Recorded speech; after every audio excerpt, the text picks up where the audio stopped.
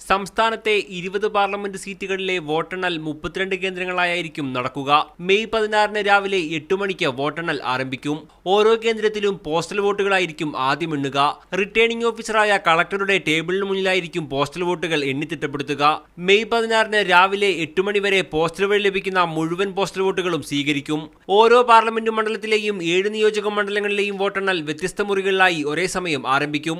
ഒരു ഹാളിൽ വോട്ടെണ്ണുന്നതിന് 14 മേശകളും അസിസ്റ്റന്റ് വരണാധികാരിയുടെ ഒരു മേശയുമടക്കം 15 മേശകൾ സജ്ജീകരിക്കും. സ്ഥാനാർത്ഥികൾക്ക് ഓരോ മേശയിലും ഓരോ കൗണ്ടിംഗ് ഏജന്റുമാരെ നിയോഗിക്കാം. ഫലം പൊതുജനങ്ങളെ അറിയിക്കാനും തെരഞ്ഞെടുപ്പ് കമ്മീഷൻ വിപുലമായ സജ്ജീകരണങ്ങൾ ഏർപ്പെടുത്തിയിട്ടുണ്ട്. വോട്ടെണ്ണൽ കേന്ദ്രങ്ങളിൽ ഓരോ റൗണ്ട് എണ്ണിത്തീരുന്ന മുറയ്ക്ക് റിട്ടേണിംഗ് ഓഫീസർ പരിശോധിച്ച് ഔദ്യോഗികമായി ഫലം പുറത്തുവിടും. ഓരോ മണ്ഡലങ്ങളിലും 15 മുതൽ 18 വരെ റൗണ്ട് കൊണ്ട് വോട്ടെണ്ണൽ പൂർത്തിയാകും. ഔദ്യോഗിക ഫലം പുറത്തുവിടുന്ന മുറയ്ക്ക് വെബ്സൈറ്റിലും ഫലം ലഭ്യമാകും. മാധ്യമങ്ങൾക്ക് ഏറ്റവും പുതിയ വിവരങ്ങൾ ലഭ്യമാക്കാൻ പ്രത്യേക സംവിധാനവും ഒരുക്കിയിട്ടുണ്ട്. ഓരോ പോളിംഗ് മെഷീനിലെയും വോട്ടെണ്ണൽ പൂർത്തിയാകുന്ന നിലയ്ക്ക് മാധ്യമങ്ങൾക്ക് വിവരങ്ങൾ ലഭ്യമാകും. ഓരോ 30 സെക്കൻഡിലും ഇങ്ങനെ ലീഡ് നില അപ്ഡേറ്റ് ചെയ്യപ്പെടും. മാധ്യമങ്ങൾക്ക് വേണ്ടി തയ്യാറാക്കിയ ട്രെൻഡ് എന്ന സോഫ്റ്റ്വെയറിലൂടെയായിരിക്കും വിവരങ്ങൾ ലഭ്യമാക്കുക. 8 മണിക്ക് ആരംഭിക്കുന്ന വോട്ടെണ്ണലിന്റെ അന്തിമ ഫലം 12 മണിയോടെ അറിയാൻ കഴിയുമെന്നാണ് ഇലക്ഷൻ കമ്മീഷന്റെ കണക്കുകൂട്ടൽ. മീഡിയ 1 തിരുവനന്തപുരം.